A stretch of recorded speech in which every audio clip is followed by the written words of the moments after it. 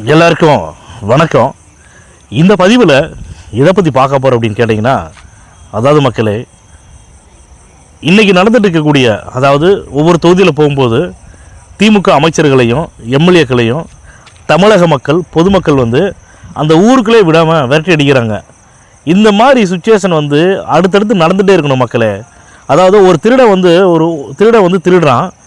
அவன் திருடன் சிக்கிட்டானா என்ன பண்ணுறாங்கன்னா, பொது வெளியில் அவனை கட்டி அவனை அடித்து தோலை உரித்து போலீஸ் ஸ்டேஷனில் ஒப்படைக்கிற மாதிரி பொய்யான வாக்குறுதிகளை கொடுத்து, பொய்யான தேர்தல் அறிக்கையில் பொய்யான வாக்குறுதிகளை கொடுத்து அப்பாவி மக்களை, பாமர மக்களை கோடிக்கணக்கில், ஆயிரக்கணக்கான கோடிக்கணக்கில் ஏமாற்றக்கூடிய இந்த மாதிரி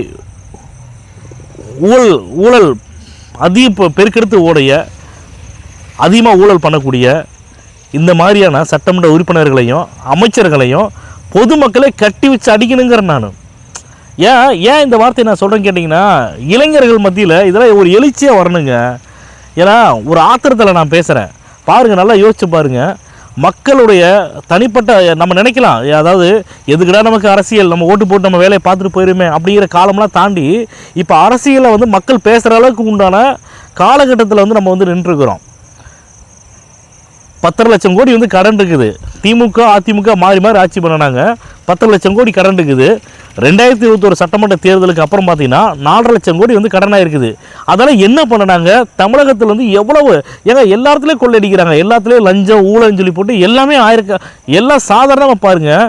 ஒரு ஏழை எளிய மக்கள்கிட்ட ஒரு 1 கோடி ரூபா, ஒரு 1 லட்சம் 2 லட்சம் 10 லட்சங்கிறதுலாம் எவ்வளோ பெரிய அமௌண்ட்டாக தெரியுது. இவனுக்கெல்லாம் பாருங்கள், அசால்ட்டாக 1000 கோடி 2000 கோடி 10,000 கோடின்னு எப்படி தான் மனசாட்சி இல்லாமல் கொள்ளையடிக்கிறானுங்க. யோசிச்சு பாருங்கள் மக்களே. இதெல்லாம் யோசித்து பார்த்தா ஒரு ஆச்சரியமாக இருக்குது. அதே சமயம் ஆத்திரமாகவும் இருக்குது. இதெல்லாம் மாற்றக்கூடிய ஒரு சக்தி வரணும் அப்படின்னு சொல்லி போட்டு தமிழக மக்கள் நினச்சிட்டே இருந்தாங்க.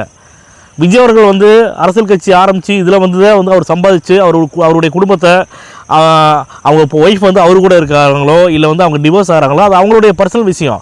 ஆனால் எப்படியா இருந்தாலுமே அவங்க ஒய்ஃபுக்கு இவர் அமௌண்ட் கொடுக்காமல் இருக்க போகிறதில்ல. இவரோட அமௌண்ட் கொடுக்காமலாம் இது எல்லாமே பசங்களாம் பெருசாகிட்டாங்க.